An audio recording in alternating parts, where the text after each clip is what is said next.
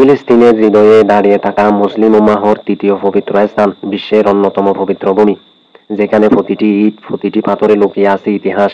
এটাই হচ্ছে ফিলিস্তিনের আল-আকসা মসজিদ, জেরুজালেমের পুরনো শহরের দক্ষিণ পূর্ব কোণে অবস্থিত আল-আকসা মসজিদ, যে মসজিদে একসময় নবী রাসূলেরা সিজদা করতেন, যে মসজিদ থেকে আমাদের প্রিয় নবী হযরত মুহাম্মদ সাল্লাল্লাহু আলাইহি ওয়াসাল্লাম মিরাজে গমন করেছিলেন।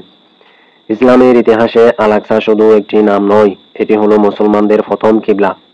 মুসলমানরা দীর্ঘ সময় এই মসজিদের দিকেই মুখ করে নামাজ আদায় করতেন, আর এই কারণেই আল-আকসা প্রতিটি মুসলিমের হৃদয়ে একটি অন্যান্য আবেগের নাম।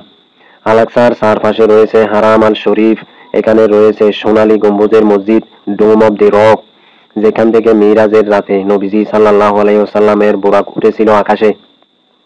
আজও আল-আকসা মুসলমানদের ঈমান, সাহস আর অধ্যবসায়ের প্রতীক হয়ে দাঁড়িয়ে আছে। বিভিন্ন সংঘাত, বাধা আর আঘাতের মাঝেও ফিলিস্তিনিরা তাদের এই পবিত্র মসজিদকে রক্ষা করে যাচ্ছে বুকের রক্ত দিয়ে। আমরা দোয়া করি এই পবিত্র ভূমি আল্লাহর শান্তি, নিরাপত্তা আর রহমতে ভরে উঠুক।